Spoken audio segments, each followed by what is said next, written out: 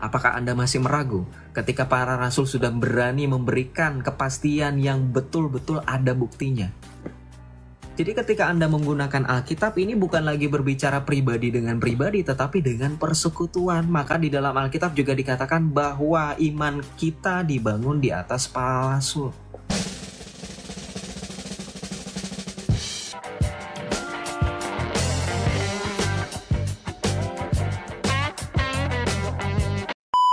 Kita merasakan hampir menjadi martir, ya kan? Tahu kan? Diapain di minyak hidup-hidup itu?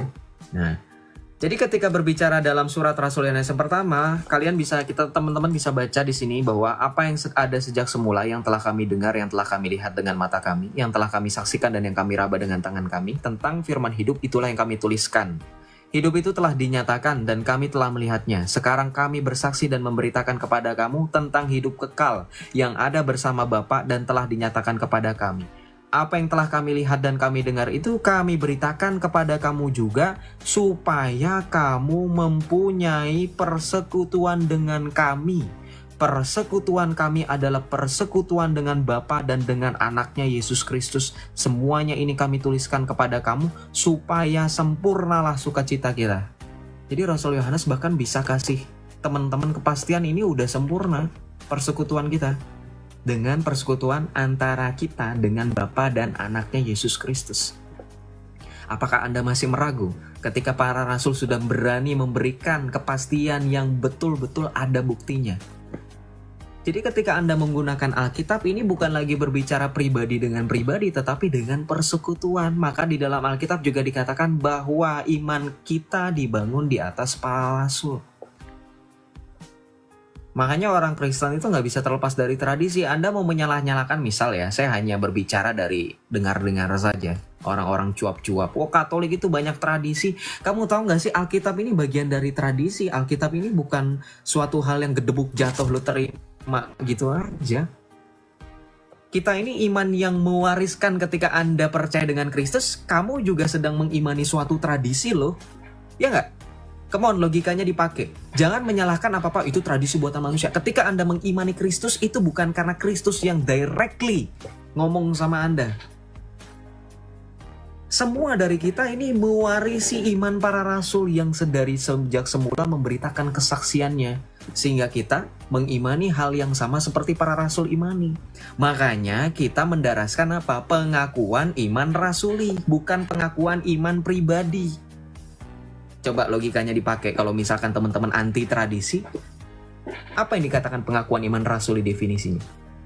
Pengakuan iman yang timbul akibat iman para rasul.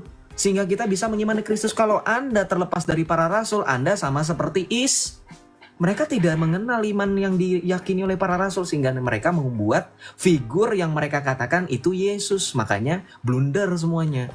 Mau dibahas satu persatu, mau saya breakdown perbedaannya di mana? Saya kasih paling jelas. Satu, ya. Ini kalau saya udah ngomong udah pasti ada data dong. Nah, untuk saat ini saya nggak akan tunjukkan datanya secara langsung. Tapi kalau ada orang Islam, ya, yang underestimate, yang bahkan menyalahkan Joseph hanya modal congor, yang baru kenal saya sekali ini doang, ya. Dengerin. Satu, saya bisa breakdown. Yang pertama, kalau Anda mau melihat breakdown satu persatu perbedaan antara Yesus dan Isa, Anda bisa membedakan dari bagaimana proses pengkabaran antara yang mengandung pribadi masing-masing. Kita mengenal yang mengandung Yesus, Tuhan Yesus adalah Bunda Maria. Oh, ini ada yang bilang congor doang, putra pasundan saya naikkan. Oh, nggak bisa dinaikin? Private ya? Scorpio Boy, coba bentar gue naikin. Ini yang komen-komen Joseph Kibul gini-gini, gue bakal notice. Jadi jangan pikir lo bisa ngumpet di keteknya Nabi lo aja nggak bisa.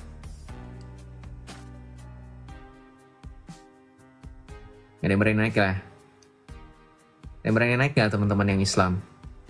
Mau nggak bantah data saya? Saya mau pakai data nih. Beneran, saya mau pakai data. Tapi kalian mau pakai data nggak? Kalau cuman mau congor doang nggak bakalan saya accept. Karena kasihan yang sudah mau nunggu-nunggu nih dengerin statement saya. Udah ya, saya lanjut ya. Berarti nggak ada yang mau bantah nih. Berarti benar perkataan saya. Dengerin. Yang kedua, naikkan. Oke, bentar Kak Bunda. Kita lanjut ya. Yang kedua, yang pertama belum, udah kedua aja. Yang pertama, proses pengkabaran tadi dengan figur yang bernama Maryam, ya. atau Mary dalam bahasa Inggris sebenarnya itu hanya phonetic correspondent ya. Jadi teman-teman nggak usah marah kalau disebut dengan Maryam ya, karena kita orang Kristen Arab menyebut Bunda Maria pun dengan Maryam. Ketika saya berdoa Assalamualaikum ya Maryam, nah itu Maryam. Tapi bukan Maryam yang ada di sana. Karena nih, gue mau ngomong, Bunda Maria ketika mengandung Sang Juru Selamat Firman Allah yang hidup Tuhan kita yang sejati itu Yesus Kristus, Bunda Maria itu bersuka cita. Dia tidak sama sekali yang namanya mengalami kesedihan barang sedetik pun. Setuju nggak sama saya? Kalau ada orang Kristen sejati harusnya Anda setuju. Bunda Maria sejak semula Allah telah persiapkan demi kedatangan Kristus Sang Juru Selamat sejati yang akan menyelamatkan kita semua tanpa terkecuali. Ketika Anda baca dalam Lukas 1, Lukas bab 1 ayat 26 sampai dengan 38, ketika perikopnya berbicara pemberitahuan tentang kelahiran Yesus, Anda tidak akan pernah menemukan satu ayat pun yang di situ menggambarkan kesedihan hati Maria. Mentok Maria itu hanya penasaran dan takut ketika malaikat Gabriel menyampirinya. Bukan takut karena ini ya, enggak. Karena dia kaget, surprise. It's human being, normal. Ya. Nggak ada sedih. Nah nih, gue mau nunjukin. Nah sekarang kan tadi kan Joseph dibilang congor. Nah saya jadi terpancing nih. Bunyi geruduk-geruduk nggak sih guys? Gue soalnya pakai kipas. Irit. Kalau pakai AC ini maklum ya, anak kos. Nih. Enggak, aman. Aman ya. Oke nih. Kita buka di halaman 200. Soalnya saya kalau ngerekam itu kayak di VT itu kan suka geruduk-geruduk. Takutnya geruduk-geruduk. Nih. Kita lihat di sini ya. Nah. Saya lupa lagi pernah. Nih dia. Nih. Ya, perhatikan di sini bahwa Bunda Maria, Siti Maryam yang digambarkan oleh kitabnya mereka ini sangat-sangat, kalau saya bilang ya, ini sangat-sangat tidak etis. Kenapa? Nih, tadi kan kita akan membandingkan dengan, jangan nyuruh saya untuk buka kitab mereka ya, karena kitab mereka tidak sedetail buku ini. Ini buku ini ngambil dari beberapa sumber termasuk kitab-kitab para ulama. Loh, Islam jangan malah menyangkal, justru kalian itu kan gak cuma Al-Quran. Kan ada 4 sumber hukum Islam, ya, Al-Quran, As-Sunnah, Ijma, dan Qiyas. Itu produk ulama, kecuali Al-Quran dan hadis. Hadis pun masih ada campur tangan ulama. Karena ada ulama yang harus mempunyai ilmu untuk memverifikasi hadis. Makanya ada Bukhari, ya kan. Selain Al-Quran ya itu campur tangan ulama. Bahkan Al-Quran pun kalau misalnya dibilang campur tangan ulama, ya campur tangan lah. Ketika siapa yang mengcompile Al-Quran itu, menyeragamkan ragam bacaannya, hafs dan wars dan apapun itu, ya. Tapi ya saya baik hati lah selain Al-Quran lah, supaya kalian senang sedikit Al-Quran itu firman Allah ya, tanpa ada satu tangan pun yang menyentuh. Oke, kita bahas fokus yang ini aja. Perhatikan tentang tadi narasi saya poin pertama, bahwa saya coba berusaha untuk catat di sini ya. Aduh, pakai pensil lagi nggak apa-apa lah. Satu, kabar ya, ini poinnya kabar. Jadi bagaimana proses pertama kali si Isa ini yang akan disamakan dengan Yesus Kristus ini, bagaimana pada mulanya? Kita lihat di sini. Ini akan mengutip surat At-Tahrim ayat 12. Wanafahna yang itu ya. Yang kemudian ada kalimat atau ada ayat yang berbunyi farjaha. Nah ini. Lihat di sini. Di sini dikatakan apa? Dan Maryam putri Imran yang memelihara kehormatannya, maka kami tiupkan ke dalam rahimnya sebagian dari ruh ciptaan kami, dan dia membenarkan kalimat-kalimat Tuhannya dan kitab-kitabnya, dan dia termasuk orang-orang yang taat. Oke, there's nothing wrong with this ya. Kita udah terbiasa dengan penggunaan kata kami ya. Jadi nggak usah bahas kenapa pakai kata kami, karena udah diam aja. Ya, shush. Kita fokus di sini.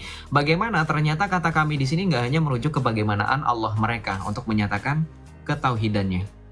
Tetapi di sini nanti akan kalian temukan narasinya bahwa ternyata yang meniupkan ini bukanlah Allah, tapi ini Jibril. Maka ini akan menjadikan tanda tanya besar bahwa ketika di Al-Quran menggunakan kata kami, berarti nggak cuma Allah. Bisa jadi itu malaikat, bisa jadi siapa. Karena di sini kata kami di sini, ketika dikenarasikan kami tiupkan, ini bukan Allah yang meniup, tetapi malaikat Jibril. Ya, di mana? Oke, mari kita lihat di sini. Oke, di sini lihat di sini. Mereka menegaskan bahwa malaikat Jibril telah meniupkan ruh pada pembuka pakaiannya. Nih. Jadi kalau Anda mau menyamakan, sekali lagi orang Kristen atau bahkan orang Islam yang mau berani menyamakan kesucian Bunda Maria Theotokos dengan Siti Maryam yang ada di Al-Quran, Anda pikir-pikir lagi coba. Ini Jibril meniupkan ruh pada pembuka pakaian. Penasaran nggak caranya gimana? Oke, dibahas di sini sebenarnya. Nih. Gimana caranya? Nih, maksudnya memegangi lobang pembuka pakaiannya dan meniupkan ruh padanya. Tiupan itu pun menyusup pada tubuh Maryam lalu memasuki rahimnya. That's how it's work. Itu cara kerjanya kayak gitu. Jadi dipegangin dulu lubang pembuka pakaian, kemudian ditiupkan ruhnya. Kira-kira ini termasuk tindakan yang kalau kita sekarang bilang itu sexual harassment nggak? Kira-kira? Karena kan di sini kalau teman-teman mau membreakdown ini nanti penjelasannya bahwa malaikat Jibril ini akan tampil dalam bentuk manusia yang sempurna. Correct me if I'm wrong. Ini nanti ada suatu penjelasan yang lebih detail lagi bahwa malaikat Jibril pada saat menampakkan diri kepada Siti Maryam itu menjadi laki-laki yang sempurna, manusia. Bukan malaikat yang ada sayapnya yang seperti gambaran teman-teman itu divisualisasikan di pikiran, enggak. Jadi kalau misalkan si Maryam itu punya pola pikir yang lebih cerdas, ini akan masuk ke dalam tindakan sexual harassment loh. Benar nggak? Correct me if I'm wrong. Karena begini, kalau Anda mau bilang saya ini penista, silahkan. Ini ada di narasi di buku ini. Dan once again, ini kan konteks dalam kalian itu suka membanding-bandingkan atau bahkan menyamakan. Sekarang, untuk supaya lebih detail lagi, kita akan timpahkan buku ini yang tidak sebenarnya etis ini kita baca dengan Alkitab yang katanya porn book ya. Kita baca dalam Lukas 1, bandingkan bagaimana kemuliaan Bunda Maria sangat dijaga. Silahkan Anda baca perlahan-lahan dari Lukas 1 ayat 26. Saya nggak mau bacain karena takut kalau saya bacain katanya Joseph ngawur bacanya ya. Lukas 1 ayat 26 sampai dengan 38 Anda baca sendiri. Di sini ada nggak kira-kira narasi yang sama seperti yang di buku tadi? Bahwa malaikat Gabriel itu meniup-niupkan ruh ke dalam rahimnya Maryam melalui farjaha dan dipegangin lubang pembuka pakaiannya.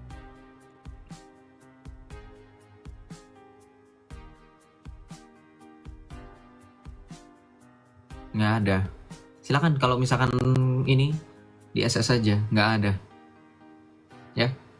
Sudah selesai malaikat Gabriel ini, kalau Anda perhatikan bagaimana ketika sebelumnya malaikat Gabriel bertemu dengan Zakaria, ya, ayah dari Yohanes Pembaptis.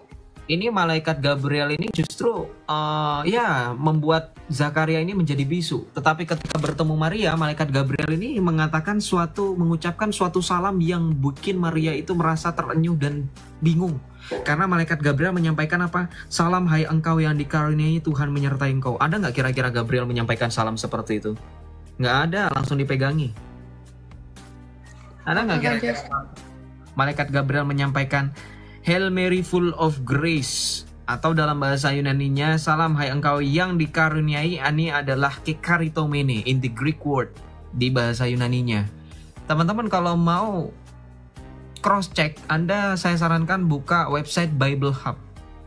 Anda buka Luke chapter 1 verse 28 ya, ketika malaikat Gabriel menyampaikan salam ini yang dikatakan dikaruniai, Anda buka Greek word-nya. Ini Greek word-nya ini bentuk past perfect dalam tenses. Past perfect itu artinya apa? Past perfect itu yang sudah sedari mula dan sampai dengan detik ini. Jadi Maria itu penuh rahmat sudah sedari mula dan sampai dengan detik ini. Coba bayangkan, begitu mulianya Maria yang telah Allah siapkan sejak semula. Nih, favored with grace itu artinya past perfect nih. Saya bantu besarkan layarnya Rom buat teman-teman semuanya nih. Kekaritomene. Eipen kaira kekaritomene. Kekaritomene ini in the Greek word, kalau kita bahasa Inggris kan, ini bentuk tenses past perfect. Dan ini bentuk penghormatan yang paling luar biasa yang pernah ada di dalam Alkitab kepada manusia loh ya. Karena Daud nggak pernah, Salomo nggak pernah, Musa nggak pernah, Zakaria nggak pernah, Yohanes Pembaptis nggak pernah, Maria yang diberi salam seperti itu oleh malaikat Allah. Sehingga ketika Anda bandingkan dengan sosok yang ini bukan bagaikan langit dan bumi lagi. Mohon maaf. Ya. Ini sudah kerak bumi ini. Jauh banget. Kenapa saya bisa ngomong seperti itu? Oke, mari kita lanjutkan. Tadi kan saya bilang di sini tidak ada gambaran yang membuat seolah-olah pribadi yang ada di sini itu terkena sexual harassment. Karena di sini hanya terjadi proses pengkabaran. Selebihnya, kalau Anda mau bertanya bagaimana akhirnya janin itu ada di dalam rahim Maria, kita percaya dengan kuasa Roh Kudus akan menaungi engkau. Sudah, Dan tidak ada tafsiran bapak-bapak gereja sedari mulai sampai dengan detik ini yang menafsirkan sesuai dengan seperti ini. Nggak ada. Ditiupkan ruhnya, terus Roh Kudus itu masuk, nggak ada ya. Nggak ada kan? Nggak ada. Saya sampai dengan detik ini baca tafsir dari bapak-bapak gereja itu nggak ada yang mengajarkan yang seperti ini. Nggak ada, cuman ini doang. Cuman dari Islam aja. Kemudian, bagaimana kemudian setelah janin itu ada di dalam rahim Maria? Saya tanya sama teman-teman Islam, berapa lama wanita normal mengandung? Saya tanya sama teman-teman yang sudah menjadi ibu. Saya tanya sama teman-teman yang sekarang sudah dewasa dan pernah belajar biologi. Berapa lama wanita normal mengandung? Rata-rata. Berapa lama? 9 bulan. 9 bulan. Sekarang saya tanya, di dalam Alkitab apakah ada tertulis tegas berapa lama Yesus dikandung?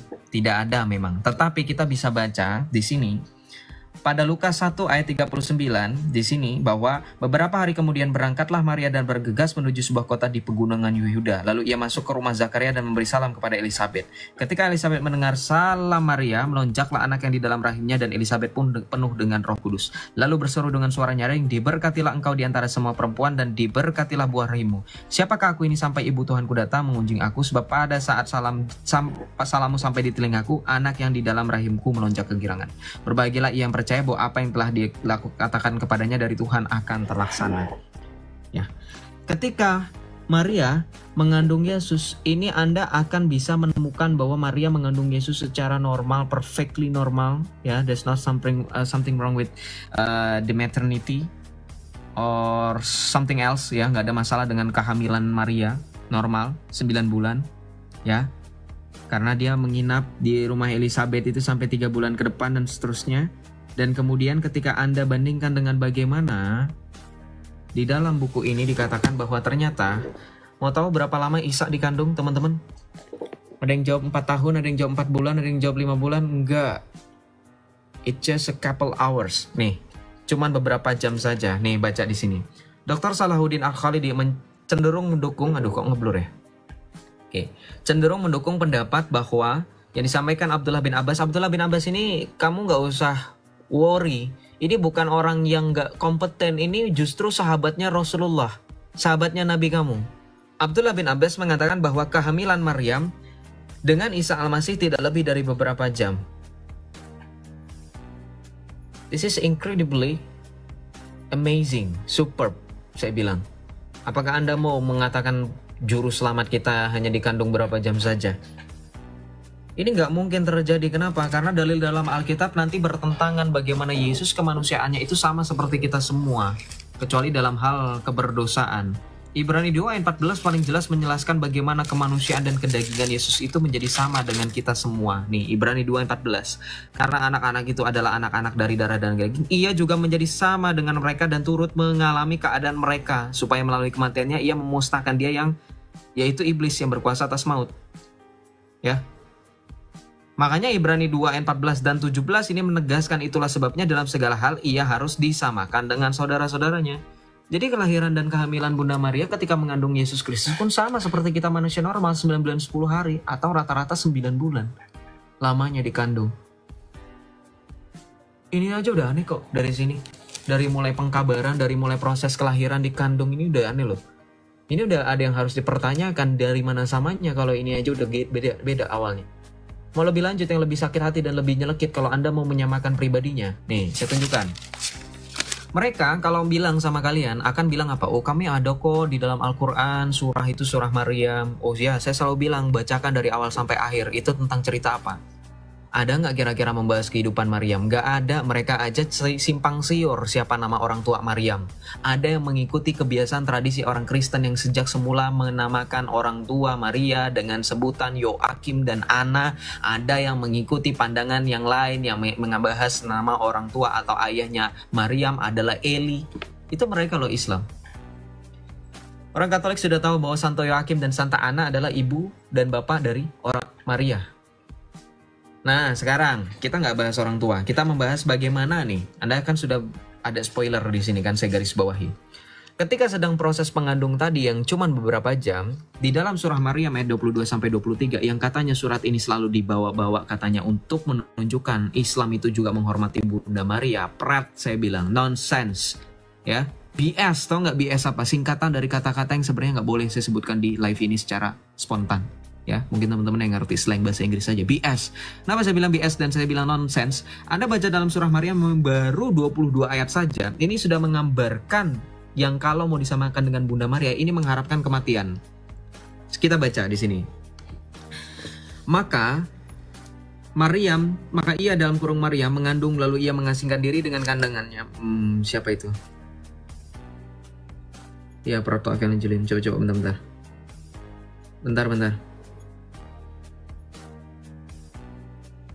Siapa itu tadi?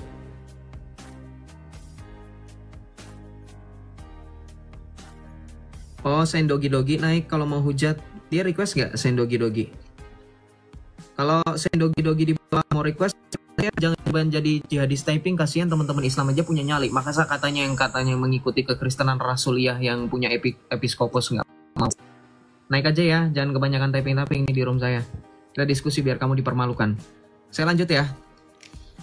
Ketika di sini dikatakan Maria mengandung lalu ia mengasingkan diri dengan kandungannya itu ke tempat yang jauh, kemudian rasa sakit akan melahirkannya memaksanya bersandar pada pangkal pohon kurma. Ia Maryam berkata, "Wahai, betapa baiknya aku mati sebelum ini dan aku menjadi seorang yang tidak diperhatikan dan dilupakan." Ini bentuk penghinaan Maria. Kenapa Maria digambarkan depresi? Ngarepin mati, kematian ini depresi loh. Ini baby blues loh. Mohon maaf ya teman-teman ya, mohon maaf ibu-ibu, emak-emak. Bunda Maria nggak merasakan ini. Loh iya, kenapa saya bisa bilang seperti itu? Loh, Anda baca aja Alkitab apa yang dikatakan oleh Maria ketika dia mengandung Yesus Kristus firman Allah menjadi manusia itu. Tidak sama sekali depresi, tidak sama sekali mengalami yang namanya merasa tidak diperhatikan dan dilupakan dan seterusnya. Enggak, justru Maria mengatakan apa? Dalam Lukas 1 ayat 46, Maria di sini ngapain? Memuji. Dia bersukacita. Jiwanya memuliakan Tuhan, hatinya bergembira. Karena apa? Karena Maria mengatakan Allah telah memperhatikan kerendahan hambanya. Bahkan Maria mengatakan mulai dari sekarang segala keturunan akan menyebut aku berbahagia. Beata me omnes dicent generationes. Nggak ada depresi seperti ini. Jadi Anda orang Kristen mau terhibur dengan omongan manis bualan dari mereka yang mengatakan surah Maryam adalah menghormati Bunda Maria. Sedangkan tertulis dalam ayat yang baru 20 ayat ini mengatakan Maria mengharapkan kematian dan orang yang tidak diperhatikan dan dilupakan.